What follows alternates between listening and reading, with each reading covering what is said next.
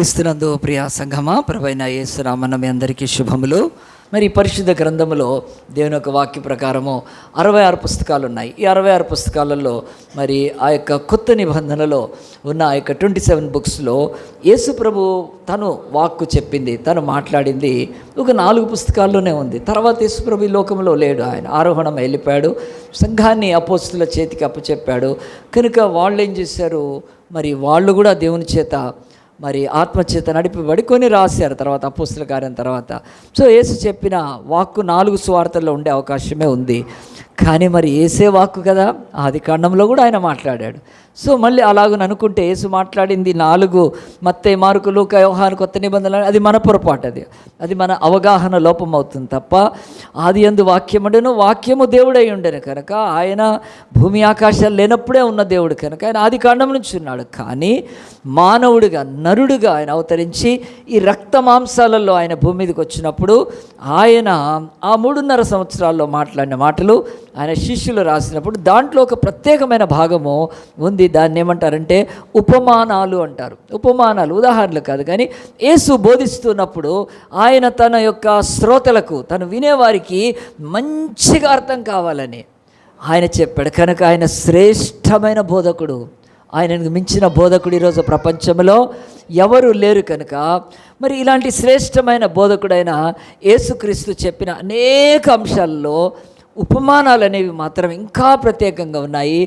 సామాన్యుడికి, పామరుడికి, చదువు లేని వాళ్ళకి, బహు బీదలు పేదలయ్యి ఈ లోకంలో లిటరసీ, అక్షరాస్యత ఏమీ లేని వాళ్ళు కూడా ఎంత గమనీయంగా యేసుప్రభు చెప్పేది అర్థం చేసుకొని దేవుని రాజ్యాన్ని వాళ్ళు స్వీకరించారు, మారు మనసు పొందారు. అలాంటి యేసు ప్రభు యొక్క ఉపమానాలు 46 ఉన్నాయి బైబిల్లో. 46 ఉపమానాలు ఉంటే 46 ఉపమానాలన్నీ వేరుగా ఉన్నాయా? అవును, వేరుగానే అనిపిస్తాయి అవి. కానీ మనం బైబిల్ని బాగా ధ్యానిస్తే ఈ 46 ఉపమానాలను మనము 4 లేకపోతే 5 భాగాలు చేయొచ్చు, 4 లేకపోతే 5 పార్ట్స్గా చేయొచ్చు. ఆ యొక్క 4 భాగాలుగా చేసుకోండి, 5 భాగాలు. కానీ నేను ఇప్పటికే ఒక 3వ భాగంలోకి వచ్చాను. మొదటి భాగము యేసుక్రీస్తు ఆనాడు యూదులు, ఈరోజు క్రైస్తవులు ఎందుకు విఫలమవుతున్నారు, ఎందుకు ఫెయిల్ అయిపోతున్నారు. ఫెయిల్ అంటే ఎగ్జామ్స్ అని కాదు, బ్రతుకులో ఎందుకు అపజయం పాలవుతున్నారు. యూదులు ధర్మశాస్త్రం ఉండి, క్రైస్తవులు ఇంత శ్రేష్టమైన నిబంధన సంఘం ఉండి కూడా ఎందుకు ఫెయిల్ అవుతున్నారని చాలా ఉపమానాలు చెప్పాను. 6-7 యూట్యూబ్లో ఉన్నాయి. దాని తర్వాత అట్లా ఫెయిల్ అయిపోతున్నందుకు మనకు సక్సెస్ కావాలంటే ఏం చేయాలంటే తూతూ మంత్రపు క్రైస్తవ్యము, ఏదో ఉట్టిగా నామకే వాస్తే క్రైస్తవ్యంగా యేసు ప్రభువును వెంబడిస్తే ఏమీ కాదు, మీరు పొరపాటు పడద్దని, యేసు తర్వాత మీరు ఇవి చేస్తే తప్ప శిష్యులు కారని ఇంకొక 4-5 ఉపమానాలు చెప్పాడు. ఆ ఉపమానాలు కూడా నేను స్పష్టంగా మీకు చెప్తూ వచ్చాను, యూట్యూబ్లో ఉన్నాయి చూడండి. ఎక్కడెక్కడో మరి తెలుగు వచ్చిన వాళ్ళు చూసి ఆ యొక్క నాకు ఫోన్ చేస్తూ ఉంటారు, పాస్టర్ మీరు మంచిగా మీ వాక్యం బాగా ఫాలో అవుతున్నామని. చాలా సంతోషం, ఎందుకంటే సత్యవాక్యం తప్ప వేరే వాక్యము నా బ్రతుకులో చెప్పే కంటే నేను సేవ వదిలిపెట్టేస్తాను. ప్రియ దేవుని బిడ్డలారా, దేవుడు చెప్తున్నాడు ఆ ఉపమానాలన్నిట్లో నీవు శిష్యుడవైతే తప్ప ఫలించలేవు, నువ్వు శిష్యుడు కావటానికి నీ జీవితంలో ఉండాలని చెప్పాడు. ఆ ఉపమానాలు ముగించి మనం ఇంకొక భాగంలోకి వచ్చాం, 3వ భాగం. అదేమిటంటే పరలోక రాజ్యము. అసలు చర్చ్కి ఎందుకు వస్తున్నాం, మనం దేవుని ఎందుకు నమ్మాం, ఈరోజు దేవుని యొక్క వాక్యాన్ని ఎందుకు ధ్యానిస్తున్నాం, ఎందుకు బాప్తిసం తీసుకున్నాం, ఎందుకు పాటలు పాడుతున్నాం, ఎందుకు కానుకలిస్తున్నాం, ఎందుకు ఆరాధన చేస్తున్నాం, ఎందుకు క్రైస్తవులని పిలవబడుతున్నామంటే నేను చచ్చిపోయిన తర్వాత గాడిదనే పుడతాను, మరు జన్మలో ఏముందో అని చెప్పి కదా. మన దగ్గర ఒక పాట కూడా ఎన్నెన్నో జన్మల బంధం అని ఒక ఆమె పాడుతుంది కదా. అట్లా ఎన్నో జన్మలు ఉన్నాయని నమ్ముతూ అస్సలు కాదు. మనం ఈ భూమి మీద మనుషులు ఒకసారి మృతి పొందవాలి, అటు పిమ్మట తీర్పు అని నమ్మే క్రైస్తవ్యంలో ఇంకొక జన్మ లేదు మనకు. అట్లని పాత జన్మలు కూడా. అలాంటి వాళ్ళంతా దేని కొరకు ఎదురు చూస్తున్నారు, పరలోక రాజ్యం కొరకు ఎదురు చూస్తున్నారు, మోక్షం అంటున్నారు కదా. మరి ఆ పరలోక రాజ్యం గురించి నీకు నాకెంత తెలుసు, ఇంకెవరికైనా తెలుసు. ఈరోజు చంద్రుడి మీదకి వెళ్ళి వచ్చిన వాళ్ళు చంద్రుడు ఎట్లున్నాడో చెప్పగలుగుతారు, తప్పకుండా చెప్పగలుగుతారు, ఎందుకంటే వాళ్ళు చూశారు కనుక. మరి పరలోకానికి ఎవరు వెళ్ళారు, ఎవరు వెళ్ళలేదు. అందరూ అక్కడ వెళ్ళటానికి సిద్ధపడుతున్నారు, కానీ పరలోకానికి ఎవరు వెళ్ళలేదు.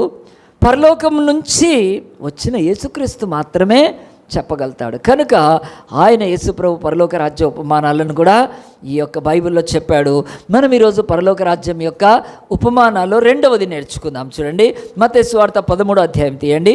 మత్తయి సువార్త 13వ అధ్యాయంలో ఈ యొక్క 13th చాప్టర్లో బైబిల్లో ఉన్న ఒక ఆ యొక్క విశిష్టమైనది ఏంటంటే, యేసుప్రభు అనేకమైన 7 అని ఉన్నాయి కదా బైబిల్లో. ఆ యొక్క 7 ఆత్మలు అని చెప్పి దేవుని యొక్క సన్నిధిలో ఈ యొక్క మనం చూసే రంగులు కూడా 7 రంగులని చెప్పి, మరి స్వరాలు కూడా 7 స్వరాలని మనం, ఇవన్నీ 7 బైబిల్ ఎంతో ఉంది కనుక ఆ యొక్క వారానికి 7 రోజులే కనుక ఇలాగున ఈ యొక్క మత్తయి సువార్త 13వ అధ్యాయంలో కూడా మరి బైబిల్ చెప్తుంది 7 ఉపమానాలు ఉన్నాయి. 7 పారబుల్స్ ఉన్నాయి మత్తయి సువార్త 7వ అధ్యాయంలో. సో 7వ అధ్యాయంలో ఈ యొక్క మరి 13వ అధ్యాయంలో 7 పారబుల్స్ ఉంటే దాంట్లో ఒక పారబుల్, ఒక ఉపమానము విత్తుమాని ఉపమానము అని ఒకటి చెప్పాడు. అది ఈ పరలోక రాజ్య కేటగిరీలోకి రాలేదు, అది వేరే దాంట్లోకి వచ్చింది.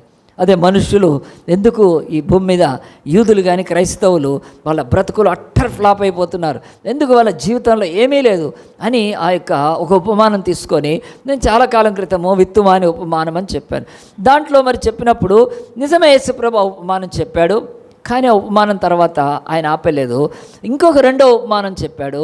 ఆ యొక్క రెండో ఉపమానము, ఒకడు వెళ్ళి తన పొలములో గోధుమల్ని ఆ యొక్క విత్తనం విత్తినప్పుడు గోధుమలు అనే ఆ యొక్క మరి ఆ యొక్క పొలములో పంట రావాల్సింది గురుగులు వచ్చినప్పుడు ఆ ఉపమానం కూడా చెప్పాను, పోయిన వారం చెప్పింది ఆ ఉపమానం.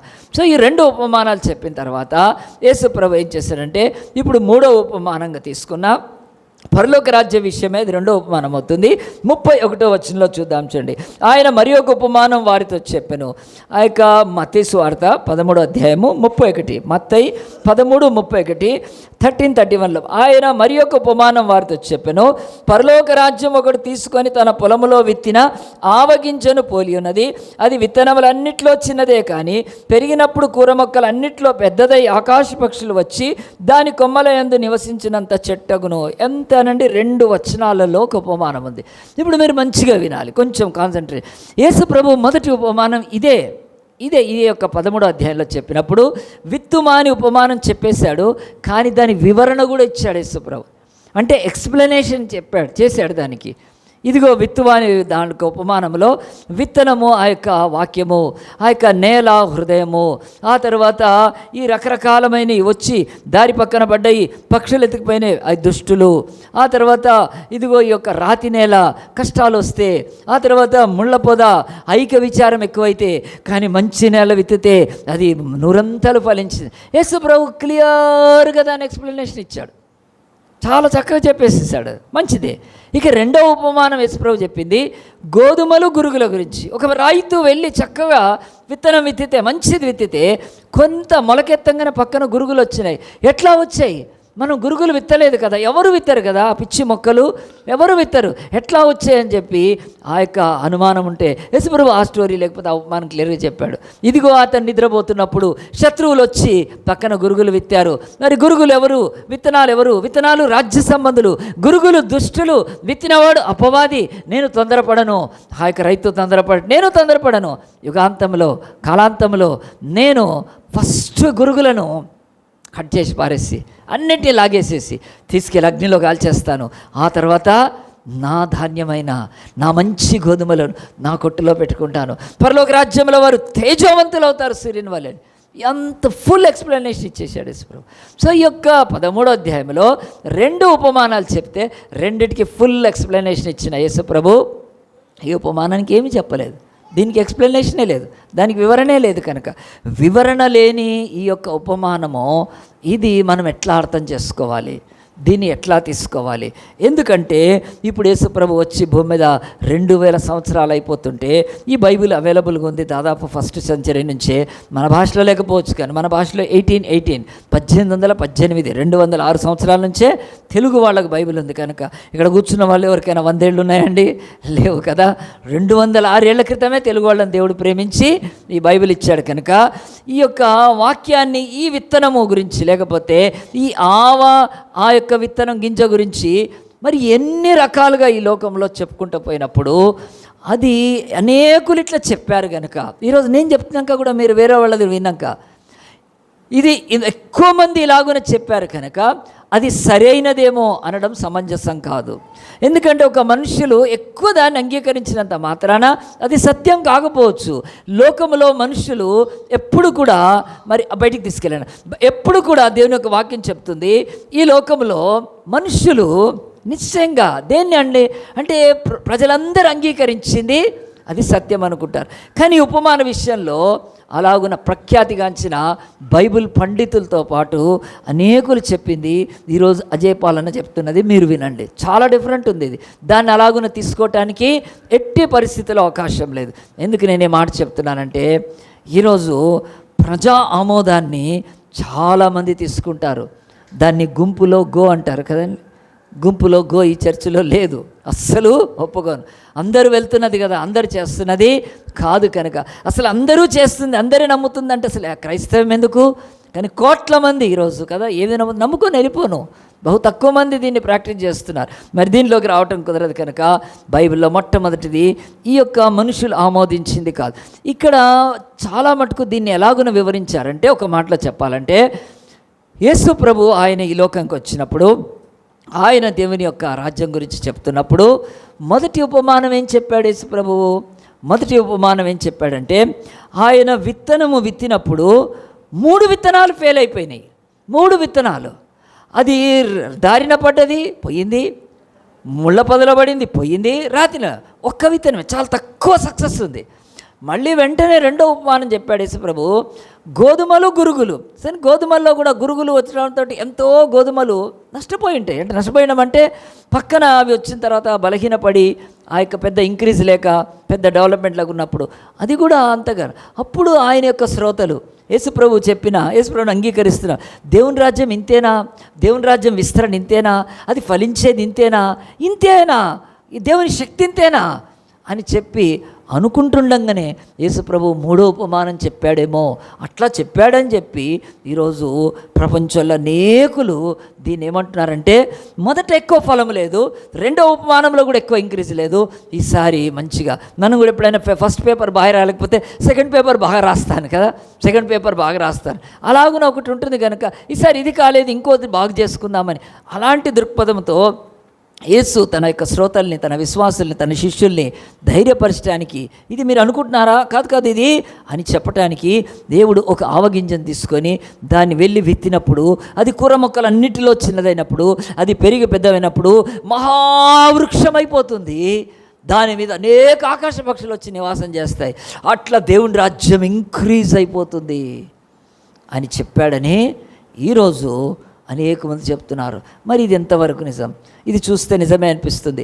ఈరోజు ఆ యొక్క యేసుప్రభు రాజ్యము 2000 సంవత్సరాల క్రితము ఆ యొక్క యెరూషలేములో ఆ యొక్క చిన్న నజరేతు నుంచి వచ్చిన యేసుక్రీస్తు, ఆయన యందు విశ్వాసం, ఆయన ప్రారంభించిన ఈ యొక్క చర్చు అది అలాగ ప్రపంచం అంతా విస్తరించిపోయింది కదా. ఇది దేవుడు చెప్తున్నది అని చెప్పి దీనికి ఇచ్చిన వ్యాఖ్యానం కానీ దీని వివరణ కానీ ఎగ్జాక్ట్గా బైబిల్కి వ్యతిరేకం. అది అలాగున చిన్నగా ఉండేది కనుక ఒక పార్టీ ఇంతే ఉండేది, టీఆర్ఎస్ పెరిగి పెద్దదై కదా ఆ యొక్క తెలంగాణను ఏలేసింది. బీజేపీ పార్టీ ఇంతే ఉండేది కనుక నాకు గుర్తు దానికి 2 సీట్లు వచ్చినాయి. ఒక సీట్ అప్పుడు మొత్తం భారతదేశంలో 540+ సీట్లకి పార్లమెంట్లో ఒకప్పుడు దానికి ఎన్ని సీట్లు? 2 సీట్లే బీజేపీకి. దాంట్లో ఏపీలో ఒక సీట్ వచ్చింది, అప్పుడు ఏపీ ఉండేది కదా, ఎక్కడ లేదు బీజేపీ. కానీ అది పెరిగి పెరిగి పెరిగి ఏమైంది ఈరోజు కదా, ఏమైంది? అది జై శ్రీరామ్ అని మందిరాల్లోకి వెళ్ళి పిచ్చగా ఇష్టం వచ్చినట్లు కదా, విచక్షణ లేకుండా మతోన్మాదంతో నిండి ఈరోజు దేశాన్ని ఏలుతుంది. మరి 2 సీట్లు వచ్చినాయి పార్లమెంట్లో ఒకప్పుడు. మరి అలాగున ఏదైనా ఆలోచిస్తే కదండి, ఏదైనా ఒక ఇన్స్టిట్యూషను, ఆ యొక్క కార్పొరేట్ అది పెరిగి పెరిగి పెద్దదైనట్టుగా యేసు ప్రభువు కూడా చెప్తున్నాడు, ఆవగింజ అది చిన్నది అది పెరిగి పెద్దదవుతుందని చెప్తున్నాడు. ప్రియ దేవుని బిడ్డలారా, ఇది కాదు యాక్చువల్గా. సో ఇప్పటి నుంచి మీరు కొద్ది నిమిషాలు చాలా సీరియస్గా వింటే, శ్రద్ధతో వింటే, యేసు ప్రభు అట్లా దాని వివరణ ఇవ్వలేదు కదా. దాని వివరణ ఇవ్వనప్పుడు మన సొంత వివరణ పెట్టుకోవచ్చా? పెట్టుకుంటున్నారు మరి అట్లా. కానీ అది వాక్యంతో పోల్చబడాలి. ఎవరు పడితే వాళ్ళ సొంత వ్యాఖ్యానమో చెప్పకూడదు. కనుక ఈరోజు అనేకులు అలాగని చెప్తున్నారు. ఇది న్యూ టెస్ట్మెంట్ చర్చ్లో మీరు విన్నాక మీరు పోల్చుకోండి, అది ఎంత వాక్యానికి సరిగా ఉంటుంది. ఎందుకంటే యేసుప్రభు ఎప్పుడు తన శ్రోతలకి ఏదైనా చెప్పినప్పుడు ఒక దాంట్లో ఏది తీసుకుంటాడో మళ్ళీ రెండోసారి దాన్ని వేరేగా చెప్పకుండా కన్ఫ్యూజ్ చేయడు. యేసుప్రభు చేయడు, ఎప్పుడు చేయడు. అలాంటి కన్ఫ్యూజ్ చేసే బోధకుడైతే ఇంత మహాబోధకుడు ఎందుకు అవుతాడు? ఆయన పుస్తకము 3658 భాషల్లోకి పోద్దా కదా. చెత్తా బుక్కులు, డబ్బా బుక్కులు, పనికిరాని బుక్కులు అన్ని ప్రింట్ అవుతాయండి, అన్ని లాంగ్వేజ్లోకి వెళ్తాయా? ఇప్పుడు వేరే లాంగ్వేజ్లోంచి మనకు ట్రాన్స్లేట్ చేస్తున్నారంటే అది మంచి పుస్తకం అయితే చేస్తారు. మనం చదివితే మన జాతికి, మన ప్రజలకు అది ఉపయోగం అంటేనే ఆ బుక్ను ట్రాన్స్లేట్ చేసుకుంటారు. ఇది ఎక్కడండి ప్రపంచంలో 3658 లాంగ్వేజ్లో వెళ్ళిపోయిందంటే యేసుప్రభు ఎప్పుడు కూడా ఆయన ఒకటి చెప్పి ఇంకోటి తికమక చేయలేదు. ఆయన ఏం చెప్పాలో చెప్పాడు. కానీ ఆ యొక్క మరి తప్పిపోయిన ఆ యొక్క పర్వర్టెడ్ జ్ఞానంతో ఈరోజు సంఘాల్లో వాళ్ళకి ఇష్టం వచ్చినట్టు చెప్పుకుంటున్నారు. అది యేసుప్రభు చెప్పిన మాటల్ని అపార్థం చేసుకున్నారు. కనుక ఈరోజు ఈ యొక్క ఆవగింజ గురించి మనం స్క్రీన్ మీద ఆవగింజ ఎంత ఉంటుంది, ఆవగింజ విషయమై ఫస్ట్ది మనం చూద్దాము. ఆవగింజ ఎంత, ఇదిగో ఈ యొక్క ఒక రైతు వెళ్ళి ఏం చేశాడంటే తన పొలములో మరి ఒక చిన్న ఆవ మొక్కను తీసుకొని, ఆవగింజను తీసుకొని దాన్ని ఏం చేశాడంటే తన పొలములో విత్తాడు అని చెప్తున్నాడు. సో ఈ యొక్క మరి బైబిల్ చెప్తుంది ఈ పొలం ఏమిటి కదండి, ఆ తర్వాత విత్తేవాడు ఎవరు, ఆ తర్వాత విత్తనం ఏమిటి, ఇవన్నీ కూడా యేసుప్రభు చెప్తున్నప్పుడు మరి విత్తేవాడు యేసుక్రీస్తే, పొలము లోకమే, ఆ విత్తనము వాక్యమే అని దేవుడు చెప్తూ, దేవుని యొక్క వాక్యం ఇది ఎట్లా ఫలిస్తుందంటే చాలా. కానీ అది ఫలించడానికి ముందు బైబిల్ చెప్తుంది ఆవగింజ ఎంత ఉంటుంది, అది చిన్నగా ఉంటుందండి. ఇదిగోండి వేలులో ఇంత చిన్నగా ఉంటుంది. అంటే ఆ యొక్క విత్తనాలలో చిన్న విత్తనము ఆవగింజనే. కనుక ఆవగింజ గురించి చెప్తూ ఈ చిన్నది చెప్పినప్పుడు దేవుడు చిన్న ప్రారంభం గురించి చెప్తున్నాడా? అట్లా అర్థం చేసుకున్నారు చాలామంది. Small beginning. కనుక యేసుప్రభు చెప్పింది కూడా చిన్నది అన్నప్పుడు ఆయన అలాగున మనం అనుకున్నట్టుగా కాదు. చిన్నది అన్నప్పుడు దేవుని యొక్క వాక్యం చెప్తుంది దేవుడు చిన్నదాన్ని తీసుకొని ఆయన ఎంతవరకు ఆశిస్తున్నాడో ఈ కథలో ఒక లిమిట్ ఉంది. కనుక దానికి దేవుని యొక్క వాక్యంలో ఈరోజు 3 సంగతులు చూద్దాం. చూడండి, మొట్టమొదటిది దేవుని యొక్క వాక్య ప్రకారము ఈ యొక్క చిన్న ఆవగింజ విషయం ఆలోచిస్తే దేవుని యొక్క వాక్యంలో ఇది చిన్నదే కదండి, చిన్నది, ఇది పెరిగి పెద్దదైతే. ఒకసారి చూడండి వాక్యం చదువుదాం మనము 13:31. ఆయన మరి ఒక ఉపమాన వార్త చెప్పిన పరలోక రాజు ఒకటి తీసుకొని తలములో విత్తిన ఆవగింజను పోలి ఉంది. ఆవగింజ చిన్నగా ఉంటుంది, అది విత్తనములన్నిట్లో చిన్నదే, మళ్ళీ విత్తనాలన్నింటిలో అది చిన్నదని, పెరిగినప్పుడు కూర మొక్కలన్నిటిలో పెద్దదై ఆకాశ పక్షులు వచ్చి దాని కొమ్మల యందు నివసించినంత చెట్టగును. ఈ వాక్యాన్ని మనం 3 భాగాలుగా తీసుకుందాం. మొట్టమొదటిగా దేవుని యొక్క వాక్యంలో ఇది చిన్నది, ఇది ఎలాగున విస్తరించిపోయింది, దానికి ఈరోజు ఇది విస్తరించడానికి మొట్టమొదటిది యేసు ప్రభు యొక్క సంఘము ఈ విత్తనముతో పోలుస్తూ ఆయన యొక్క విత్తనము అది రాజ్యమై దేవుని యొక్క పరలోక రాజ్యంగా విస్తరిందని చెప్తాను యేసు ప్రభు. ఇది విత్తనం చిన్నగా ఉందంటే చిన్నదే అది. ఎందుకంటే 1వ శతాబ్దంలో యేసు ప్రభు ఆయన శిలువలో మరణించి ఆయన శిష్యులు 2వ 3వ శతాబ్దం వరకు అది చిన్నగానే ఉండింది. 1st, 2nd, 3rd సెంచరీస్ వరకు. ఇప్పటి నుంచి ఇది 2024 కదా, దాదాపు 2000 సంవత్సరాల 21 సంవత్సరాల క్రితం 2000 చిన్నగానే ఉంది. ఆ యొక్క చిన్న సంఘము తర్వాత ఏమైందంటే కాన్స్టంటైన్ చక్రవర్తి అని ఒక ఆయన 3వ శతాబ్దంలో ఆయన రోమ్ను పరిపాలించడానికి వచ్చాడు. అంతకుముందు క్రిస్టియానిటీ అది బ్యాన్ చేయబడింది, అది నిషేధింపబడింది. క్రూరమైన హింసలతో సంఘాన్ని వాళ్ళు అణిచివేస్తున్న సంఘం ఉండేది. కానీ ఏ ఫ్రీడమ్ ఉండేది కాదు. ప్రార్థన చేసుకోవాలన్నా, ఆరాధన చేసుకోవాలన్నా భయంకరమైన శ్రమల్లో ఉండేవాళ్ళు. మరి అలాగున్న చిన్న ఆవగింజ ఆ తర్వాత కాన్స్టంటైన్ చక్రవర్తి అని రోమ్ను పరిపాలన ఆయన క్రీస్తుని అంగీకరించినాక ఈ శ్రమలు, హింసలన్నీ కూడా వెళ్ళిపోయినాయి. అప్పుడు ఈ యొక్క చిన్న సంఘానికి మరి ఇదిగో ఈ యొక్క లోక సంబంధమైన ఆ యొక్క స్వేచ్ఛ దొరికిన తర్వాత అది ఇంక్రీజ్ కావడం మొదలుపెట్టింది. దాంట్లోకి చాలామంది రావడం మొదలుపెట్టారు. ఇప్పుడు శ్రమలు లేవు కనుక, హింసలు లేవు కనుక, ఎవరు ఏమనరు కనుక అలాగొచ్చిన తర్వాత అది పెరిగి పెద్దదయ్యి ఆ తర్వాత అది ఆ యొక్క రోమా సామ్రాజ్యంలో ఇదిగో పోపుల చేతికి, ఈ యొక్క రోమన్ క్యాథలిక్ చర్చ్కి, ఆ యొక్క చేతికి ఆ సంఘం వెళ్ళి, ఆ సంఘం రోమా సామ్రాజ్యం అంతా విస్తరించిపోయింది. ఆ రోజు ప్రపంచాన్ని రోమ్ వాళ్ళు పరిపాలించారు కనుక ఎక్కడికైనా అది వెళ్ళిపోయే అవకాశం ఉంది కనుక రోమా సామ్రాజ్యం అంతా ఆ చర్చ్ విస్తరించిపోయింది. అలాగున విస్తరించిపోయిన తర్వాత ఆ చర్చు ఆ యొక్క స్థితిలో ఏం తెలుసుకుందంటే, నాకు అధికారం కావాలని, సంఘము లోకాన్ని, సంఘము దేశాన్ని పరిపాలించాలని ఆ యొక్క సంఘము ఈ లోక అధికారాన్ని చేపట్టి, పరిపాలన చేపట్టి, పెత్తనాన్ని తీసుకొని అది ఏమైపోయిందంటే అలాగున పెద్ద వృక్షంలాగా అయిపోయింది.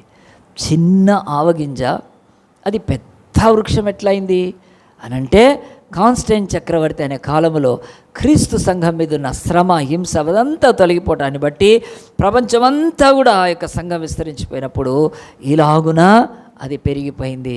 ఇక్కడ మనం ఆలోచించాల్సింది ఏమిటంటే, ఈ యొక్క ఆవగింజ అలాగున పెరగకూడదు. అర్థమవుతుందా మీకు? ఆవగింజ అది అంత పెద్ద చెట్టుగా పెరగకూడదు. ఎందుకంటే ఆవగింజ పెరట్లో దాన్ని విత్తితే అది మొక్క అవుతుంది. ఒక మనిషి ఎత్తు వచ్చే గుల్మం అంటారు దాన్ని, చెట్టు కాదు గుల్మం అంటారు. అంతవరకే, అక్కడి నుంచి అది ఇంక్రీజ్ కావటానికి లేదు. అది అస్సలు ఇంక్రీజ్ కాకూడదు. ఆవ మొక్క మనిషి ఎత్తు వరకు పెరిగి ఆగిపోతుంది. దాన్ని గుల్మం అంటారు, అంటే మామూలు భాషలో. అంతకు మించిపోవటానికి లేదు. మరి దేవుడు కూడా ఏం చెప్పాడు? ఆవగింజ ఆ యొక్క విత్తినప్పుడు ఒకడు అది పెరిగి అది చెట్టు కావడం ఏంటి? Something problem. అది మీకు చెప్తాను. ఇది కాకూడదు చర్చ్ ఇట్లా. కనుక యేసు ప్రభువు చెప్పాడు ఏంటంటే, ఆవగింజ ఆవ మొక్కగానే ఉండాలి. అది ఆవగింజ ఆవ మొక్క అది పోయి చెట్టు కాకూడదు. మీకు ఇంకా బాగా అర్థం చేస్తాడు. మన ఇంట్లో, మన పెరట్లో, మన యొక్క కాంపౌండ్ వాల్ లోపలనే మనకు మంచి ఇల్లు, కాంపౌండ్ వాల్ ఉండి మంచిగా మొక్కలు వేసుకునేంత స్థలం ఉందనుకుందాం. అపార్ట్మెంట్స్లో అయితే ఉండదు, ఇండిపెండెంట్ హౌసెస్లో ఉంటుంది కనుక అలాగున ఇష్టపడతారు కూడా పెరట్లో మొక్కలు పెట్టుకోవటానికి. కానీ చాలా ఆనందంగా ఉంటుంది. అలాగున మనం అనుకుందాము, మన కాంపౌండ్ వాల్, మన చుట్టూ ప్రహరీ గోడ లోపలనే ఒక గులాబీ మొక్క వేసాం. గులాబీ మొక్క పెరిగినాక 4 గులాబీలు వస్తాయి. ఎంత సంతోషం వాటిని చూస్తే కదా. ఆ తర్వాత ఇంకొంచెం పెరుగుతుంది. మహా అంటే కాంపౌండ్ వాల్ ఎత్తొచ్చి ఆగిపోతుంది. కానీ మీకు గులాబీలు వస్తున్నాయి, అది పెరుగుతుంది. అది ఇంత పెరిగిపోయింది గులాబీ మొక్క. ఇంత ఏమోలో కొంచెం ఎదుగుదల ఎక్కువ వచ్చింది, కింద పవర్ ఎక్కువ ఉంది, బాగా సారంగా ఉంది బాగా అని చెప్పాను. కానీ ఆ తర్వాత అది 2 అంతస్తుల బిల్డింగ్ అంత అయింది. పక్కోళ్ళు అడుగుతున్నారు, ఏం చెట్టు అండి ఇదంటే, ఏం చెట్టు కాదండి గులాబీ మొక్క అంటే. ఇదేంది గులాబీ మొక్క అయితే ఏడ ఉండాలి, అది ఇట్లా బయటకు వస్తుందేంటి? ఆ తర్వాత అది ఇంకా పెరిగిపోయి తాడి చెట్టు అంతా అయిపోయింది. TV9 వాడు, TV5 వాడు అందరు వచ్చేస్తారు. ఇది గులాబీ మొక్క, దానికి పువ్వులు వస్తాయి. అది అక్కడికి వెళ్ళిపోయింది. తాడి చెట్ట ఇది గులాబీ మొక్కనా? కాకూడదు కదండి. అంత ఎత్తు అయితే గులాబీలు ఎట్లా కోసుకుంటాం మనం? ఎట్లా తెచ్చుకుంటాం గులాబీలు పైకి కదా, నిచ్చెన వేసుకోవాలా? కష్టము కదా. సో అంతా దేవుడు చెప్తున్నాడు, యేసుప్రభు చెప్పిన ఉపమానంలో, ఆవగింజది మొక్క అవుతుంది అంతే, అది చెట్టు కాదు అని చెప్తున్నాడు. 2000 సంవత్సరాల క్రితము యేసుప్రభు విత్తింది ఆవ మొక్కనే, అది చెట్టు కావటానికి వీల్లేదు. ఎట్లా అయింది చెట్టు అంటే, ఆ యొక్క కాన్స్టెంట్ అనే చక్రవర్తి ఆయన రోమ్ సామ్రాజ్యాన్ని పరిపాలించినప్పుడు క్రైస్తవ్యాన్ని కూడా ఆయన రిలీజన్, అంటే ఆ యొక్క దేశం యొక్క రిలీజన్గా లేకపోతే అంగీకరించినప్పుడు అదేమైపోయింది? విస్తరించిపోయింది. మొదటి ప్రాబ్లం ఇది. ఎప్పుడు కూడా మొక్క చెట్టు కాకూడదు.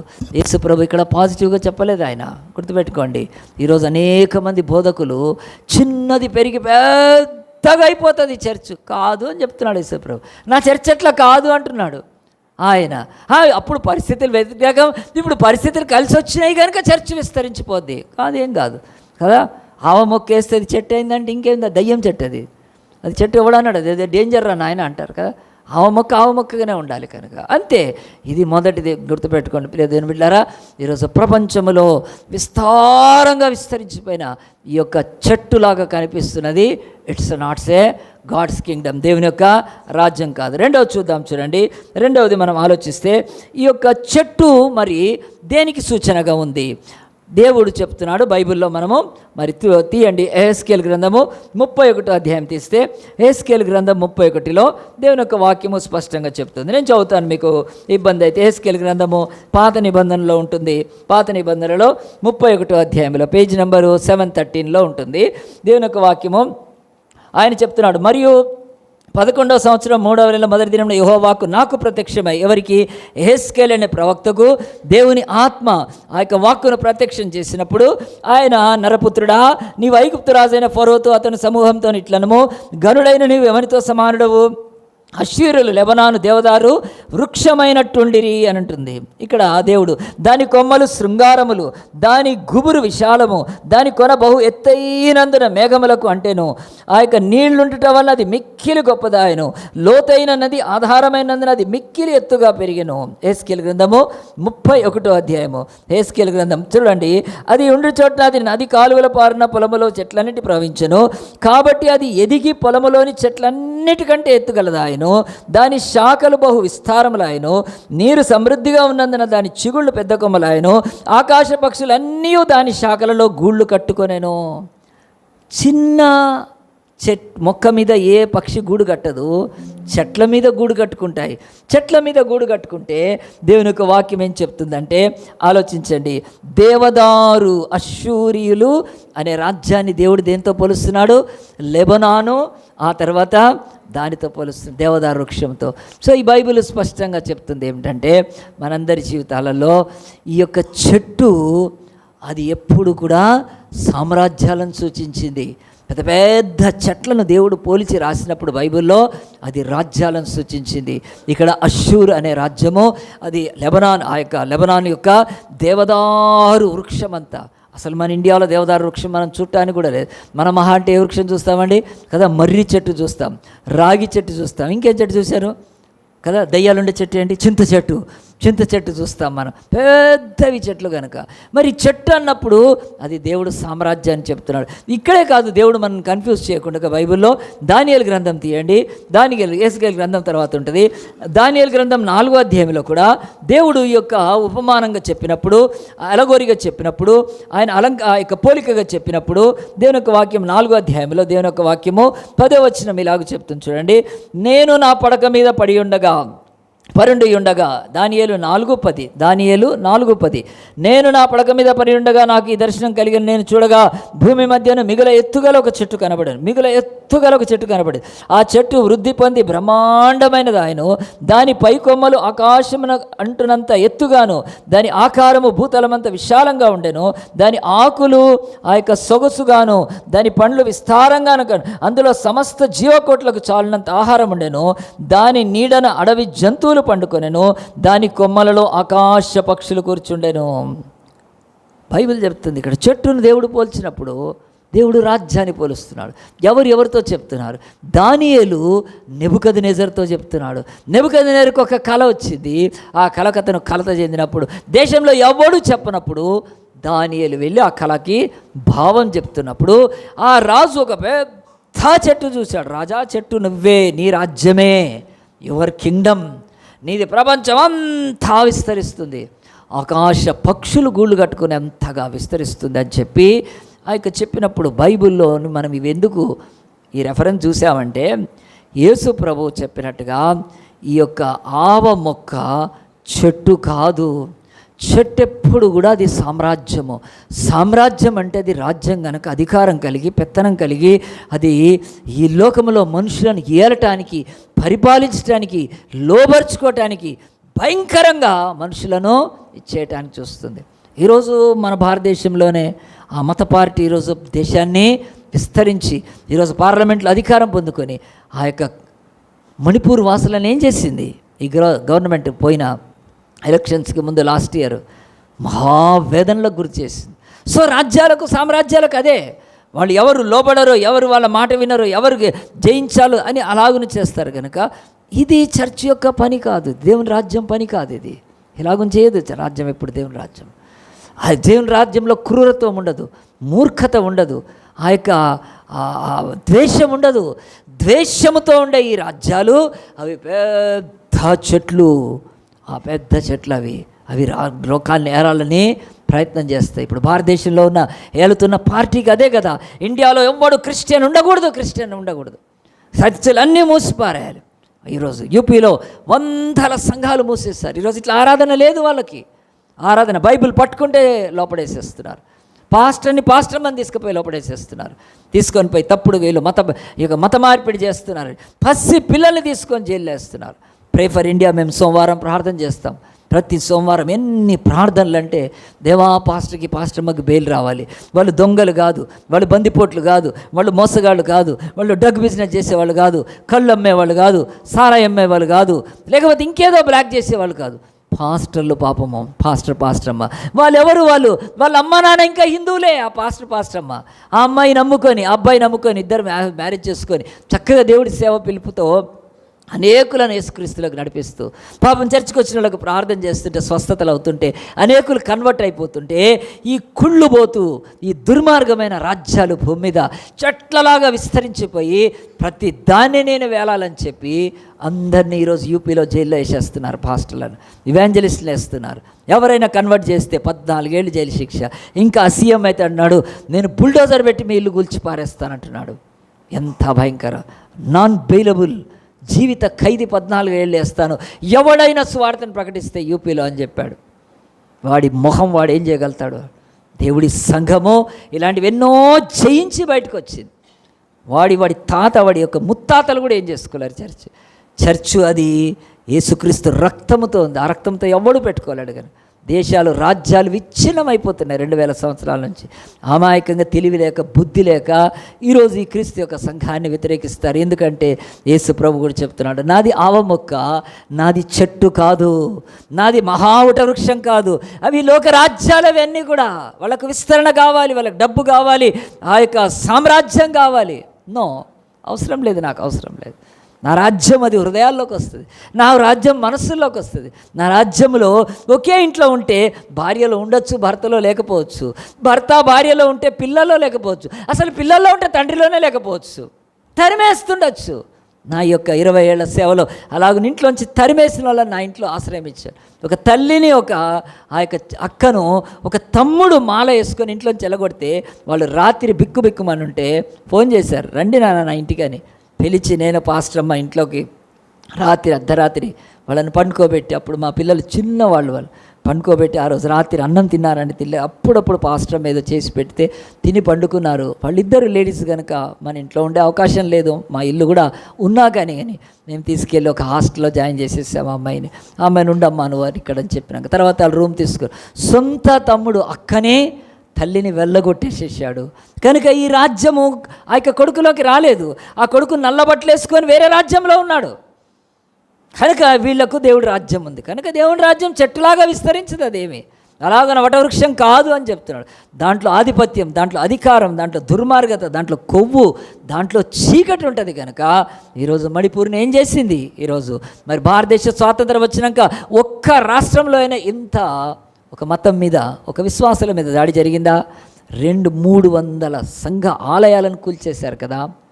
డేవిడ్ అనే ఒక అబ్బాయి తల నరికి ఆ యొక్క కాంపౌండ్ వాళ్ళు కట్టారు కదా. వాళ్ళు చేసిన పాపం ఏంటి? వాళ్ళు అదని ఎంత ఘోరం. కనుక యేసుప్రభు చెప్తున్నాడు, నా రాజ్యము నా సంఘం, ఇది ఆవమొక్క, ఇది చెట్టు కాదు, ఇది ఎలాగున విస్తరించేది కాదు ఇది అని చెప్తున్నాడు. కనుక ప్రియ దేవుని బిడ్డలారా, ఇక్కడ బైబిల్ ఏం చెప్తుందంటే, దీంట్లో సంఘము అది సాధువు, సంఘము సౌజన్యమైనది, సంఘము తగ్గింపు కలిగి ఉంటుంది. ఆయన రాజ్యంలో అలాగుంటుంది. కనుక మరి ఈ యొక్క దానికి క్వైట్ ఆపోజిట్, ఈ చెట్టు అతిశయముతో, ఈ చెట్టు గర్వముతో, ఈ చెట్టు నేను ఎంత పెద్ద, అవి ఏవి ఉండవు, క్వైట్ ఆపోజిట్. కనుక అదే చెప్తున్నాడు యేసుప్రభు ఉపమానంలో, నేను ఆవ మొక్కను ఆవగింజను విత్తే అది చెట్టు గావడం ఏంటి, చెట్టు అయిపోయిందని చెప్తున్నాడు యేసుప్రభు. రాబోయే దాన్ని ప్రవచించాడు యేసుప్రభు తప్ప ఆయన చెట్టు ఆవగింజ చెప్పి, చెట్టు గురించి చెప్పి వదిలేయలేదు. కనుక ఇప్పుడు మనం చూడండి, ఈ చెట్టు ఎంత పెద్దగా అయిపోయింది. ఇలాగ అనుకుందాం, జస్ట్ ఇది ప్రత్యేక ఆత్మచిత్తం. ఇంకా మీరు ఆలోచించండి, ఆ యొక్క గింజ, ఆ విత్తనం విత్తితే ఇక్కడ దాకా కూడా రాకూడదు, అది ఇంత పైకి వెళ్ళిపోయింది ఒక చెట్టు ఆకాశంలో, అది ఆ యొక్క పక్షులు గుళ్ళు పెట్టేంత. సో ఎవరైనా దూరం నుంచి చూస్తే ఇది ఆవ మొక్క ఎట్లా అవుతుంది? మొక్కే కాదు, ఇది చెట్టు. కనుక ఈరోజు సంఘాన్ని, దేవుని రాజ్యాన్ని మనం కన్ఫ్యూజ్ కాకూడదు. ఆవ మొక్కగా ఉంటుంది. అది చెట్టుగా ఎన్నడూ కూడా దేవుడు కోరుకోలేదు దాన్ని. కనుక ఈ యొక్క రెండవ భాగము మనం చూసాం ఏమిటంటే, ఆవ మొక్క అది చెట్టు కాదు. చెట్టు రాజ్యాలకు సూచనగా ఉంది. చెట్టు అవి ఈ లోకములో మరి గర్వానికి, అహానికి, హెచ్చుకు సూచనగా ఉంది. అది చర్చికి అవసరం లేదు. ఆ చర్చ ఆవ మొక్కనే అని చెప్తున్నాడు, ఆయన రాజ్యం. మూడవది చూద్దాం, చూడండి. మూడవది ఏమిటంటే, ఈ యొక్క వాక్య భాగం ప్రకారము ఆవ మొక్క యొక్క జీవములో, పోషణలో, ఆవ యొక్క జీవము దాని లైఫ్లో, దాని పోషణ, అది గ్రోత్ కావటానికి పోషణలో ఆ యొక్క చెట్టుకు సంబంధం లేని వాటివి వచ్చి చేరాయి. మనం ఒక మొక్కను విత్తాము. ఒక మొక్కను విత్తిన తర్వాత ఆ మొక్కకు చుట్టూ మనం ఎరువేయచ్చు, నీళ్లు పెట్టచ్చు. అది ఒకవేళ వాలిపోతుంటే ఒక కట్టె కట్టచ్చు. మొక్కలు కనుక గట్టిగా ఉండవు కానీ అవి ఏవైనా ఉంటాయి. కానీ ఇక్కడ బైబిల్ చెప్తుంది, ఆ ఆవ మొక్క యొక్క జీవములో, పోషణలో సంబంధం లేనివి అనేకమైనవి వచ్చేసాయి. ఎక్కడి నుంచి వచ్చేసాయి? బైబిల్ చెప్తుంది చూడండి. 31 ఆ యొక్క మత్తయి సువార్త 13:31-32లో ఆ మాటలు యేసుప్రభు చెప్తున్నాడు. దానికి సంబంధం లేనివి ఆ చెట్టు పోషణకు కానీ, ఆ చెట్టు యొక్క ఎదుగుదలకు కానీ, చెట్టు యొక్క జీవానికి కానీ సంబంధం లేని ఏమొచ్చాయి? బైబిల్ చూడండి. అది విత్తనములంటో చిన్నదే కానీ పెరిగినప్పుడు కూర మొక్కలంట్లో పెద్దదై ఆకాశ పక్షులు వచ్చి దాని కొమ్మల యందు, దానికి కొమ్మలుండే అంత అవకాశం లేదు, చిన్న కొమ్మలు ఉంటుండొచ్చు కానీ దాని కొమ్మల యందు నివసించినంత చెట్టగును. ఆకాశ పక్షులు వచ్చి, ఇది మూడవది, ఇది చెప్పి నేను ముగిస్తాను. ఆకాశ పక్షులు వచ్చాయి. చిన్న ఆ యొక్క మొక్క, చాలా ఒక కాంపౌండ్ వాల్, ఒక మనిషి ఎత్తు, దాని మీద వచ్చి పక్షులు గూడు కడతాయండి? కట్టవు. ఎందుకు? Common sense.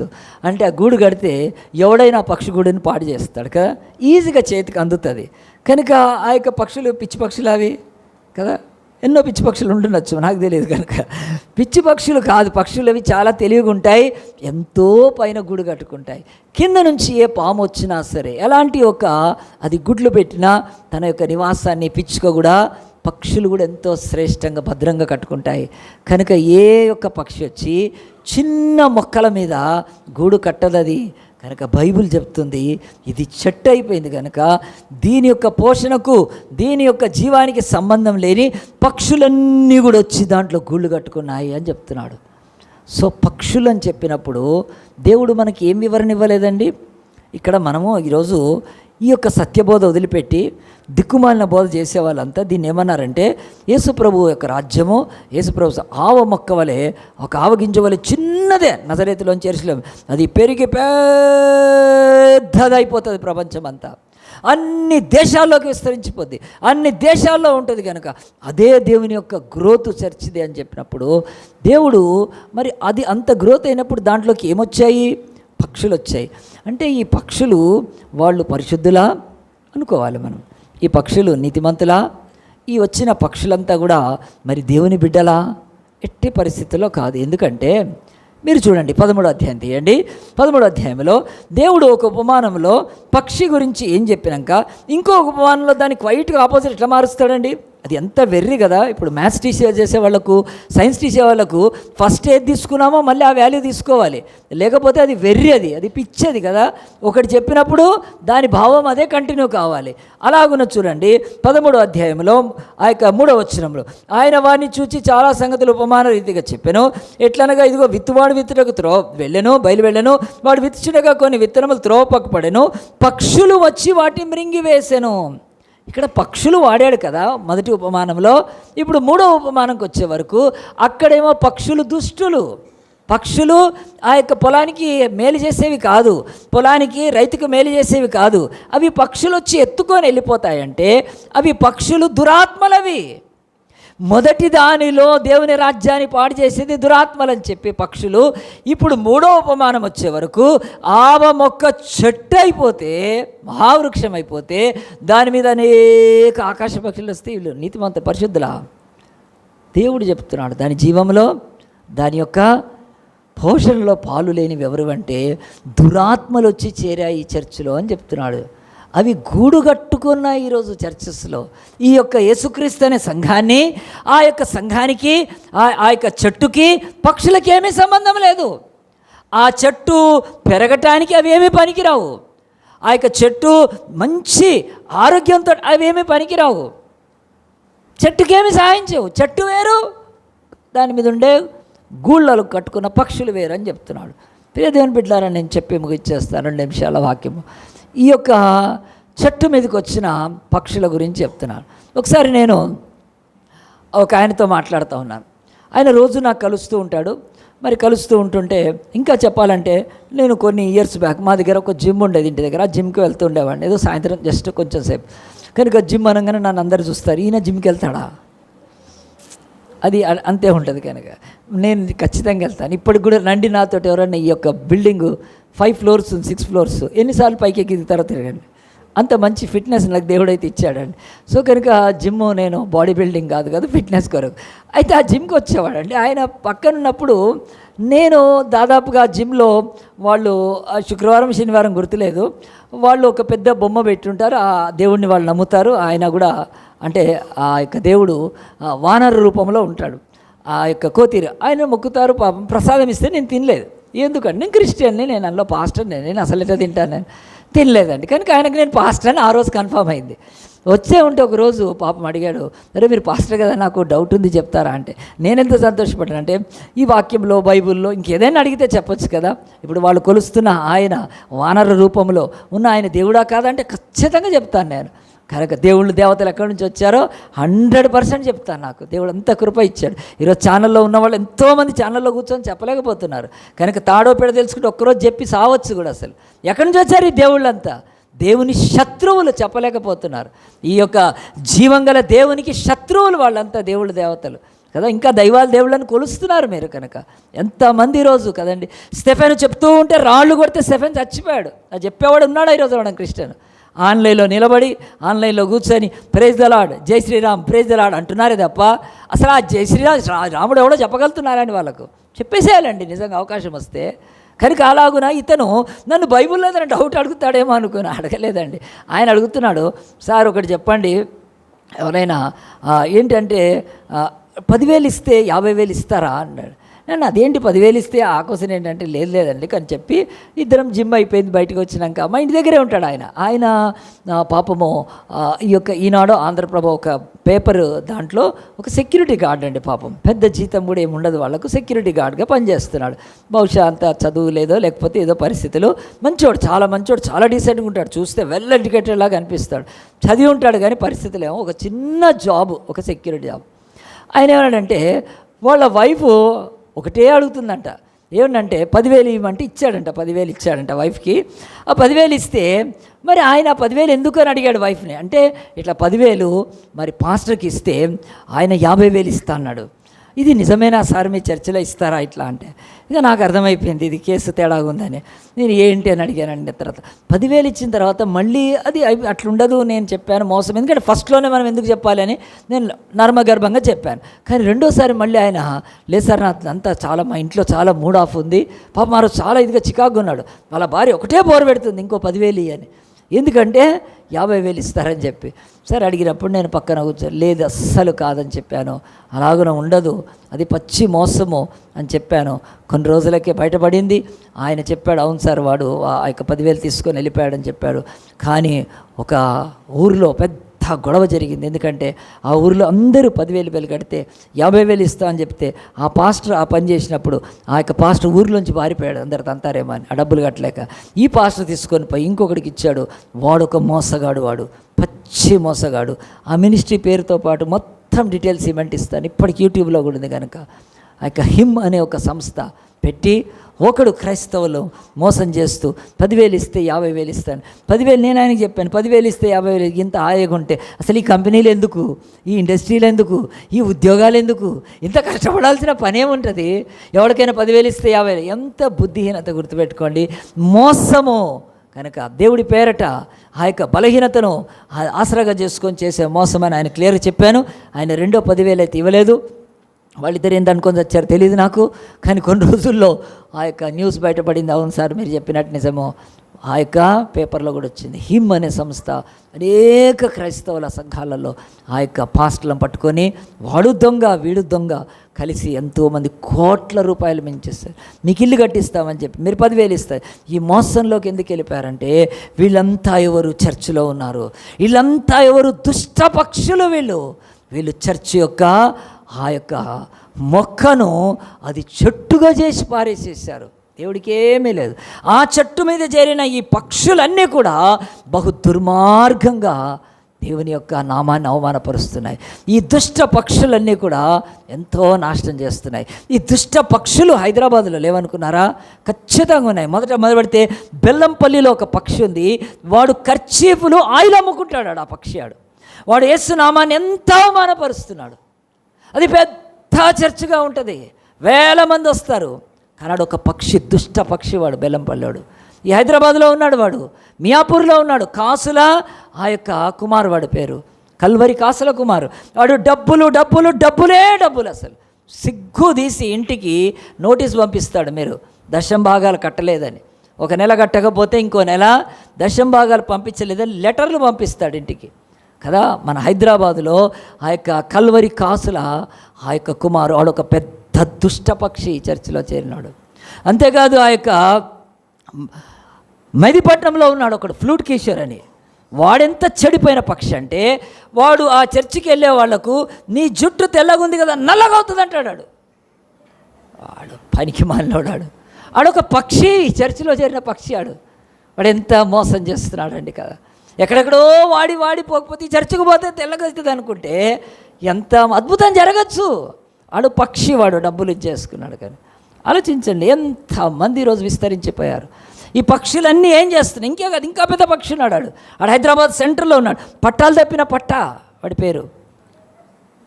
వాడైతే డబ్బులు ఇవ్వండి మీకు వస్తాయని చెప్తాడు. ఆ చర్చిలో నిలబడి సాక్ష్యాలు చెప్తారు దిక్కుమాలిన వాళ్ళు. నేను రోజు వచ్చి వెళ్ళాను, నేను ప్రార్థన చేసుకున్నాను, గాడ్ హ్యాస్ బ్లెస్డ్ మీ. ఏం జరిగిందంటే ఏటీఎం కార్డులోకి తీసుకెళ్ళి వాడి బ్యాంకులో ఏమీ లేవు, ఒక్క పైసా లేదు. బ్యాంకులో ఏటీఎం కార్డు పెట్టగానే 10,000 వచ్చినాయంట. ఎట్లా వస్తాయిరా? మిషన్ చెడిపోతే కూడా రావు, అసలు మిషన్ బాగుంటేనే రావు సరిగ్గా. ఎట్లా వస్తాయి 10,000? ఆడు హైదరాబాదులో ఉన్న ఒక దుష్ట పక్షి, వాడు పట్టాలు తప్పిన ఇక్కడ కూడా పెట్టాడు, మన దగ్గర దిల్షనాల్లో పెట్టాడు. ఎప్పుడూ మోసమే. ఈ పక్షులన్నీ వచ్చి చేరినాయి. దేవుడి గుండె ఎంత ఆయనకు ఇదవుతుంది అంటున్నాడు. నేను పెట్టింది ఆవ మొక్క కదా, ఇది చెట్టు ఎట్లా అయింది? చేసేసారు చెట్టుగా.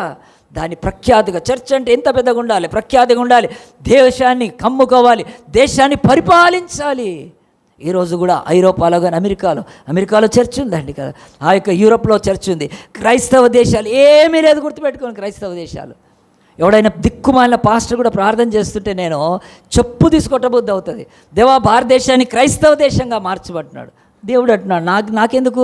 అట్లయితే ఆయనే చేసుకునేవాడు. ఈ భారతదేశం క్రైస్తవ దేశంగా అస్సలు మారని అవసరం లేదు. దేవుడు చెప్తున్నాడు, ఆయన రాజ్యం ఉంది. ఆయన తన కుమారుని వధించి సిద్ధపరిచాడు. ఆకలిగా ఉన్న వారులారా నా యొద్దకు రండి. ఇది వేరు అన్ని రాజ్యాలకు. మళ్ళీ నాకు ఇండియానేమి అక్కర్లేదు. అసలు ఆ అమెరికా దేశంలో ఎవడున్నాడు? 5% ఉంటారు క్రిస్టియన్స్, నిజమైన క్రైస్తవులు. యూరోప్లో క్రైస్తవ దేశాలు 5% ఉంటారు. ఏ స్థితికి వెళ్ళిపోయారు ఈరోజు? అమ్మాయిని పెళ్లి చేసుకుంటే చర్చిలో చేస్తున్నారు అక్కడ పెళ్ళి. అది మరి క్రైస్తవ దేశాలా? రేపు భారతదేశం కూడా క్రైస్తవ దేశం అయితే 2 అమ్మాయిలు నిలబడితే 2 మగవాళ్ళు నిలబడితే పెళ్ళిళ్ళు చేస్తారు. వాళ్ళు చర్చిల్లో చేస్తున్నారు. అవి దుష్ట పక్షులు చేరినాయి. దాన్ని మీరు చర్చ అనుకోవద్దు. నాది ఆవ మొక్క, నాది అంతే. అది ఎంత ఉండాలో అంతే ఉంటుంది.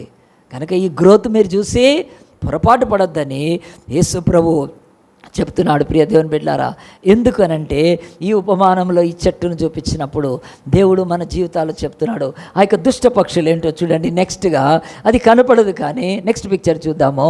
ఇదిగో ఈ యొక్క లోపల కనపడని దురాత్మ పక్షులు అవి చెట్టు మీద చేరినవి దగ్గరికి వెళ్ళి ఇతను ఒకవేళ దైవ ఆత్మతో దాన్ని చూడగలుగుతున్నాడు. ఇది పక్షి, ఇది చెడ్డది, ఇది కనిపిస్తుంది, కానీ గూళ్ళో ఏముంది? దురాత్మ ఉంది. చర్చికి వెళ్ళగానే తెలియాలి, ఈ యొక్క గూడు ఈ చర్చిలాగా కనిపిస్తుంది, ఇది దురాత్మ అని. కూర్చోగానే మీకు అర్థం కావాలి. మీరు చదవాలి, బైబిల్ చదివి బైబిల్ స్టడీ చేసుకోవాలి. నేను కాదు, రేపు మీరు నరకానికి వెళ్ళినా, పరకానికి వెళ్ళినా, పరలోకానికి వెళ్ళినా పాస్టర్కి ఏముండదు. అస్సలు ఎవరు బాధ్యులు కాదు. మీకు దేవుడు వాక్యం ఇచ్చాడు, దేవుడు సమయం ఇచ్చాడు, దేవుడు బైబిల్ స్టడీ ఇస్తాడు, దేవుడు ప్రార్థనాపరులను ఇస్తాడు, మంచి విశ్వాసాలను ఇస్తాడు, అంతే. You have to decide. కనుక గమనించాలి, అసలు ఈ పక్షులు ఏమి, అవి దుష్ట ఆత్మలవి, సంఘాన్నంతా కూడా ఆవరించి ఉన్నాయి. అందు గురించే చర్చ్ అంటే ఇంత పెద్దగా ఉంది కనుక పెద్ద వేల మంది జాయిన్ కావడము, భాషలు మాట్లాడడం. కనుక మళ్ళీ ఈ యొక్క చెట్టు చూపించారు. చెట్టు మీదకి వచ్చిన పక్షులన్నీ కూడా వాటి కూతలు వేరుంటాయి, రకరకాల కూతలు. ఒక పక్షి కూత కూస్తూ ఉంటుంది, పెంతుకోస్తూ పక్షులు కూస్తూ ఉంటాయి. రిబాబాబా అంటే కింద పడిలే. ఏంది గోల ఇది? ఆ చెట్టుకు సంబంధం లేదు. చెట్టు బిక్కమొహం పెట్టుకొని చూస్తుంటుంది, ఇదేంద్రా నాయన ఇంత గోల నా చెట్టులో అని. మరి ఇంకో పక్షి ఇంకోటి కూస్తూ ఉంటుంది, ఇంకో పక్షి ఇంకోటి, విత్తండి డబ్బులని పట్టా పక్షులు కూస్తూ ఉంటాయి. ఆలోచించండి. నూనె అని ఇంకో పక్షి అది చేస్తుంది. దాని అంతా బిజినెస్ చేసేసినాయి ఆ చెట్టుని. రకరకాల పక్షులు రకరకాల కూతలు కూస్తుంటే జరిగే ప్రమాదం ఏంటంటే లోకం కన్ఫ్యూజ్ అవుతుంది. ఏంద్రాబాయి చర్చ్ అంటే ఇది కదా, ఏంది ఇది అని చెప్పి డిచ్కి బాబా వచ్చి కదా ఆయన చెప్తున్నాడు, ఇదేమి చర్చ్ ఇది, మీరు ఇది ఆ చర్చ్ అని. వాడు ఒక 26 ప్రశ్నలు వేస్తున్నాడు. ఆడి మొహం వాడి ప్రశ్నలు వేస్తే చెప్పేవాడు ఉన్నాడు, కానీ ఎందుకు అసలు ఇది కావటానికి కారణం ఏంటి? సంఘాన్ని చెప్తుంది, ఈ యొక్క విపరీతమైన పక్షుల యొక్క కూతలు దేవుడికి ఎంత బాధగా ఉంది. కనుక ఇప్పుడు మనం ఏం చేయాలి? ఉపమానంతో. యేసుప్రభు ఉపమాన వివరణ ఏమీ ఇవ్వలేదు, ఆయన మనకు వదిలేశాడు. ఆయన ఎస్కేల్ గ్రంథంలో చెట్ల గురించి రాసి పెట్టాడు. దానియేలు గ్రంథంలో చెట్ల గురించి ఉంది, చదవాలి, ఓపిక ఉండాలి, బైబిల్ చదవాలి. దేవుడి యొక్క కృపను బట్టి ఈరోజు బైబిల్ని 10 సార్లు చదివిన ఉన్నారు. నాకు తెలిసిన ఒక స్త్రీ 12 సార్లు చదివింది. ఆమెకు క్యాన్సర్ వస్తే గెలిచేసిందండి. 12 టైమ్స్ నేను ఆమెకు పోయి అడిగాను. రాధాబాయి అక్క పేరు, ఎన్టీఆర్ నగర్లో ఉండే అక్క.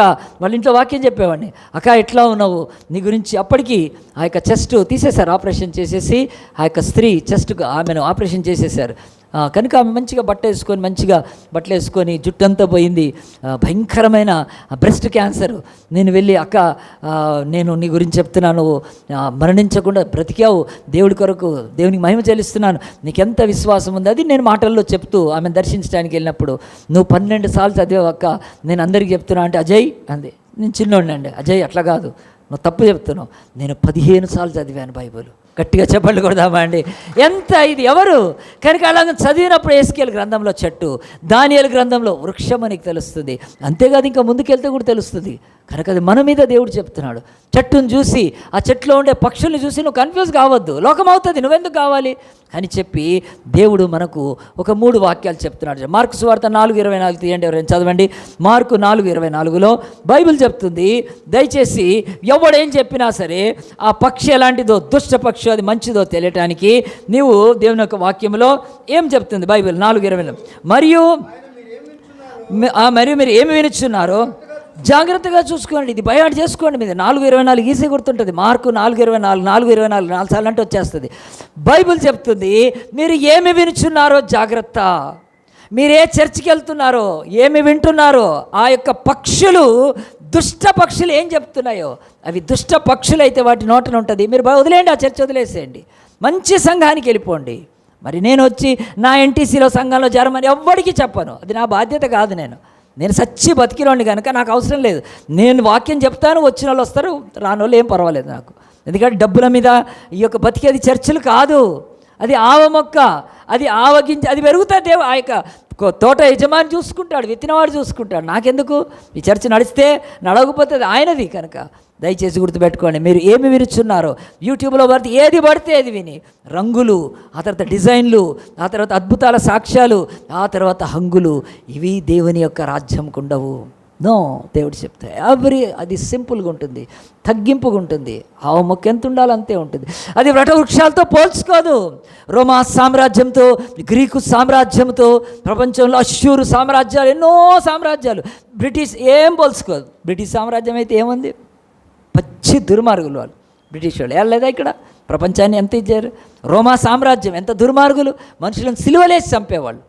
ఇలాంటివి రాజ్యాలు. నా రాజ్యం అలాంటివి కాదు. నా రాజ్యం ప్రేమ రాజ్యము, నా రాజ్యము దయగల రాజ్యము, నా రాజ్యము కనికరం గల రాజ్యము, నా రాజ్యము క్షమించే రాజ్యం. నా రాజ్యం ఇంతే, తక్కువగానే ఉంటుంది. మామూలు బట్టలు వేసుకుంటారు, మామూలు ఇళ్లల్లో ఉంటారు. మహా యొక్క జూబ్లీ హిల్స్లో ఆ యొక్క డూప్లెక్స్ ట్రిప్లెక్స్ ఇళ్లలో నా బిడ్డలు ఏమి ఉండాలని కాదు. There is a kingdom. అది మీ కళ్ళకు కూడా కనపడదు. ప్రేమ ఉంటుంది, దయ ఉంటుంది, మంచితనం ఉంటుంది, ఆ యొక్క సమాధానం ఉంటుంది. ఆ యొక్క మందులు వేసుకుంటూ ట్యాబ్లెట్లు వేసుకుంటూ ఆ సత్య బతుకు ఉండదు. కోర్టు కేసులు, కుటుంబాలు ఇవన్నీ ఉండవు. Lot of piece. దానికి ఇలాంటి హంగులేమీ అవసరం లేదు. కనుక యేసు ప్రభు స్పష్టంగా చెప్పాడు. ఆఖరి 2 వచనాలు చూసి ముగిద్దాం మనం. తిమోతికి రాసిన మొదటి పత్రిక 4వ అధ్యాయము 1వ వచనము. 2 వచనాలు చదివి ప్రార్థన చేద్దాం. తిమోతికి రాసిన పత్రిక మొదటి పత్రిక 4వ అధ్యాయం నేనే చదివేస్తాను. మొదటి వచనం మీరు నోట్ చేసుకోండి.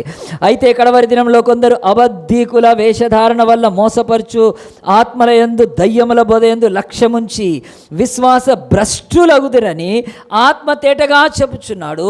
ఎంత మంచి మాట చూడండి. ఈరోజు మన యొక్క సోషల్ మీడియాలో ఒక ఆమె కూర్చొని చెప్తుంది, నేను ఒకప్పుడు చర్చికి వెళ్ళాను, 20 ఏళ్ళు వెళ్ళాను, ఇప్పుడు ఆ చర్చ్ వదిలిపెట్టానని ఆ యొక్క సంఘాన్ని వ్యతిరేకించే ఒక భయంకరుడైన సుగుణాకరని ముందు కూర్చొని సాక్ష్యం చెప్తుంది ఒక ఆమె. ఎంత చెప్తుందంటే చర్చ్ మంచిది కాదు, పాస్టర్ మంచిది కాదు, ఆయనకు వేరే అక్రమ సంబంధాలు ఉన్నాయి అని వాడి ముందు కూర్చో అని చెప్తూ ఉంది. వేల మంది, లక్షల మంది హైందవ సహోదరులు వింటున్నారు.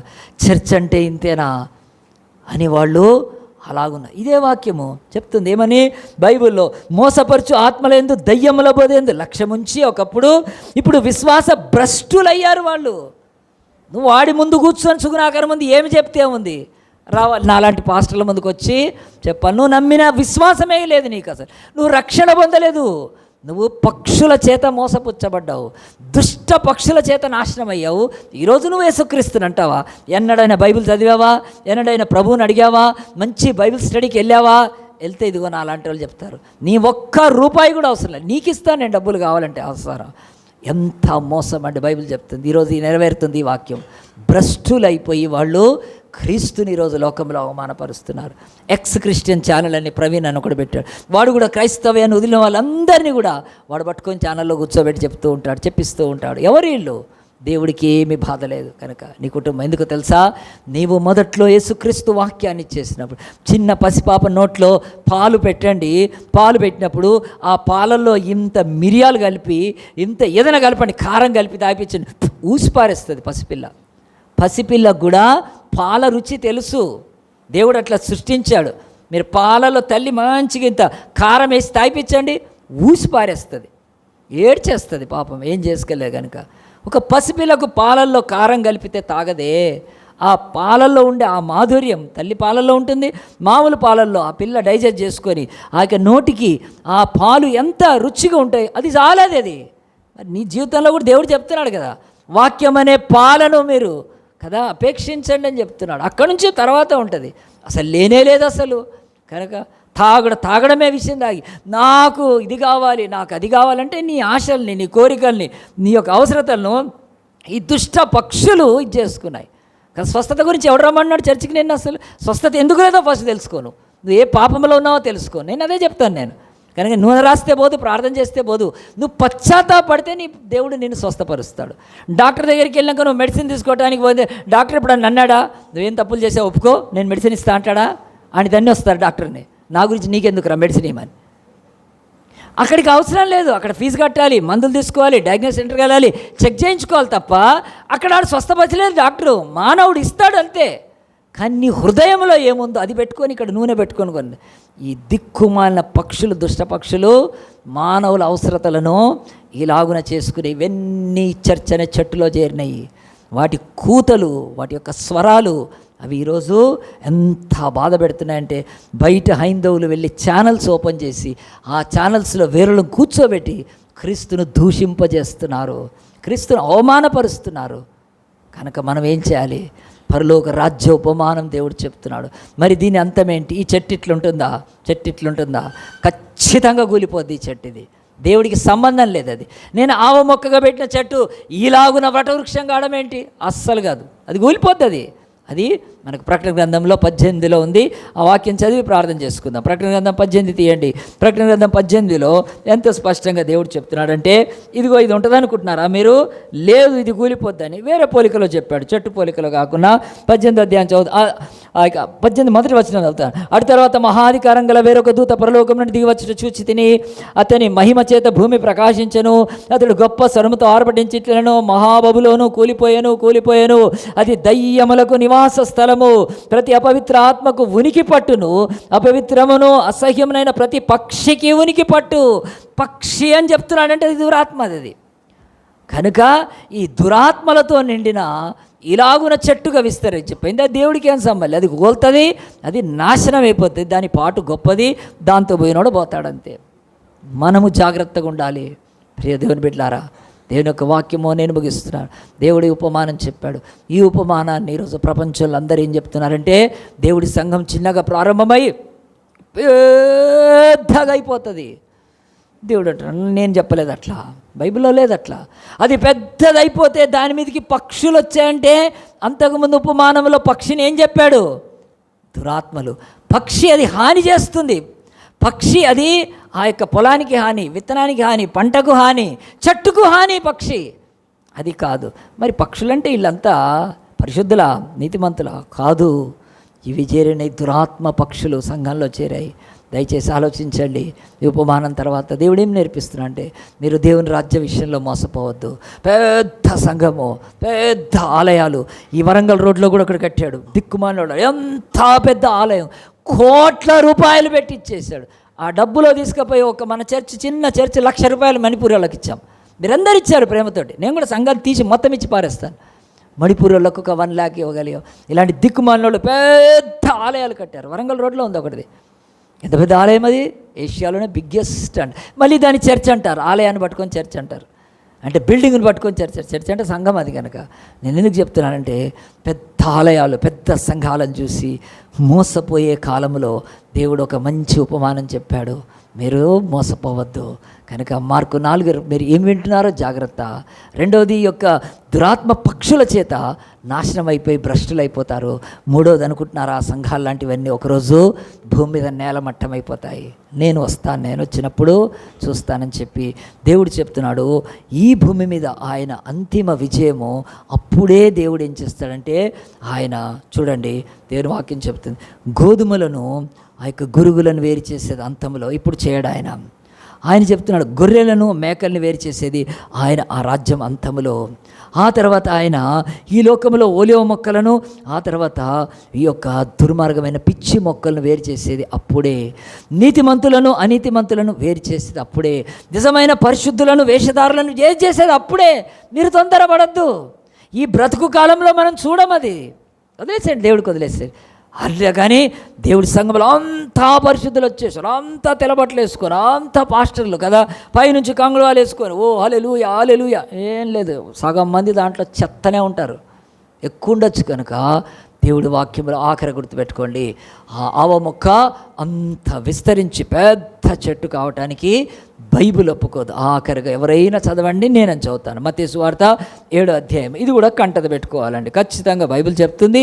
నీవు నేను ఎంత స్పష్టంగా మన యొక్క కనుల ముందు జీవితకాలం అంతా కూడా ఉండాలి. 7:13లో ఇలాగున ఉంటుందండి. బైబిల్లో ఏముంది చదువుతాండి దేవుని యొక్క వాక్యం. ఇరుకు మార్గమున ప్రవేశించుడి, నాశనములకు పో ద్వారము వెడల్పును, ఆ దారి విశాలమై ఉన్నది, దాని ద్వారా ప్రవేశించువారు అనేకులు. జీవమునకు పో ద్వారము ఇరుకును, ఆ దారి సంకుచితమై ఉన్నది, దానికి అనుగుణ వారు కొందరే. చెప్తున్నాడు, ఈ చెట్లు ఈజీగా కనిపిస్తాయి. ఓ ఇటు పోతే మియాపూర్లో ఒక పెద్ద చెట్టు, ఇంకోటి దరిద్రుడి చెట్టు కనిపిస్తుంది, కానీ నిజ సంఘం నీకు కనపడదు. దేవుడే చెప్తున్నాడు, true church you cannot find, because దేవుడు నీకు చూపించాలి ట్రూ చర్చ్. ఎవడో ఒక అన్యుడు కూడా, ఒక హైందవ సహోదరుడు అటు పోతే కల్వరి చర్చ్ ఉంది అంటాడు, అక్కడ ఈజీగా చెప్తాడు. కానీ హైదరాబాదులో 100 మంది కూడా చెప్పలేరు నిజమైన చర్చ్ ఎక్కడుందో. దేవుడే చెప్తున్నాడు అది పాసిబుల్ కాదని కూడా. ఇరుకు మార్గంలో ప్రవేశించండి. కనుక మనకి ఆనందం చక్కగా అర్థం కావాలి. దేవా, నువ్వు ఆవ మొక్క నువ్వు కోరుకున్నావు తప్ప వృక్షాన్ని కోరుకోలేదు. ఆ వృక్షం గర్విస్తుంది, అహంతే. కనుక ఇలాంటి గర్వించే చెట్లు, గర్వించే వాళ్ళ కొరకు యేసు ప్రభు ఆయన ఒక చెట్టు మీద చనిపోయాడండి. ఆ చెట్టుకు ఏమి లేదు, మొలక లేదు, ఆ చెట్టుకు కొమ్మ లేదు, ఆ చెట్టుకు ఆకు లేదు. సిలువ ఒకవేళ ఉంటే మనం చూడొచ్చు స్క్రీన్ మీద. సిలువ, నేను చెప్తుంది సిలువ ఏమైపోయింది, ఎండిపోయి ఉంది. సిలువ ఎలాగుంది, నిరాశజనకంగా ఉంది. సిలువ ఎలాగుంది, అవమానకరంగా ఉంది. సిలువ ఎలాగుంది, అది మానవుడి యొక్క అంతములా కనిపిస్తుంది. ఆ యొక్క మూడు వారిపోయిన ఆ సిలువలో నుంచి దేవుడు నూతనమైన జీవాన్ని ప్రపంచానికి ఇస్తున్నాడు. నేనిచ్చే జీవము అది ఇంకొక వటవృక్షంలా కాదు, ఆవ మొక్కలాగుంటుంది, తన పెరటిలో ఉంటుంది. అది ఆ యొక్క విత్తిన యజమానికి ఫలమిస్తుంది తప్ప అది ఆకాశ పక్షులని గూళ్ళు కట్టుకొని ఆ యజమానికే పనికి రాకుండా అది తయారు కాదు. నేనే పరలోక రాజ్యం యజమానిని, నాదే ఈ యొక్క ఆవు మొక్క. మరి మీరు ఎక్కడున్నారో ప్రశ్నించుకోండి. తల వంచుదాం, అందరం కళ్ళు మూసుకుందాం, ప్రార్థన చేసుకుందాం. దేవా, ఈరోజు ఆవ మొక్క విషయమై ప్రపంచము దృక్పథం చూసినట్టు మాకు అవసరం లేదు ప్రభా.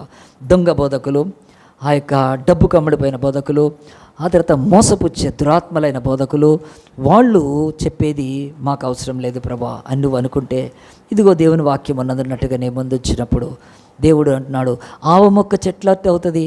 ఇంతకుముందు ఉపమానంలో కూడా గురుగు గోధుమ ఎట్లా అవుతుంది, కాదది. మనం అట్లాంటి పిచ్చిగా ఇచ్చేయకూడదు. దేవుని యొక్క సన్నిలో వాక్యానికి విరుద్ధంగా, ప్రకృతికి విరుద్ధంగా దేవుని మనం చేయటానికి లేదు. ఎవరికైనా కన్నులు లేకపోతే కళ్ళు అడిగితే కళ్ళు ఇచ్చాడు కదండి. కన్ను లేనోడికి కదా ఇంకా కాదు సహజంగానే. అలాగున్న ఈరోజు మన ముందున్న ఈ ఆవ మొక్క ఉపమానాన్ని చూసి, దేవా, నేను ఏ సంఘంలో ఉన్నాను, నేనేమింటున్నాను, నేను ఎక్కడున్నాను, ఈ యొక్క దుష్ట పక్షుల చేతిలో నేను చిక్కకూడదు ప్రభా. అవి గూళ్ళు కట్టుకొని సంఘంలో భయంకరమైన నష్టాన్ని కలిగిస్తున్నాయి కదా. యేసయ్యా నువ్వు ఎంత చక్కగా వాక్యాన్ని బోధిస్తావు ప్రభా. అందు గురించి ఆవ మొక్క గురించి చెప్పావు ప్రభా. మేము కూడా ప్రభా నాయన నీ యొక్క ప్రభా నా తండ్రి కృపలో దుష్ట పక్షుల చేతికి చెక్కకుండగా అద్భుతాలు జరుగుతాయని, మాత్కార్యాలు జరుగుతాయని, ఇదిగో భాషలు మాట్లాడుతూ మనుషుల్ని వంచిస్తూ డబ్బుతో దీవెన ఉందని, డబ్బుతో ఆశీర్వాదం ఉందని నేను నమ్మి మోసపోను ప్రభా. పర్లేదు, ఈ చర్చికి ఎక్కువ మంది రాకపోయినా ఏమీ పర్వాలేదు, వచ్చి ఉద్ధరించేది ఏమీ లేదు. ఎక్కువ మంది వచ్చి దేవుడు కూడా ఎనాడు కోరుకోలేదు. నాలాంటి పాస్టర్ అస్సలు కోరుకోడు. కనుక దేవునికి అసలు ప్రభా, నేను వాక్యం నేర్చుకొని సిలువలు నా కొరకు ఎండిపోయిన చెట్టు మీద, ఎండిపోయిన మ్రాణం మీద ప్రాణం పెట్టావు. నీ ప్రాణాన్ని నాకు ఇచ్చావు ప్రభా.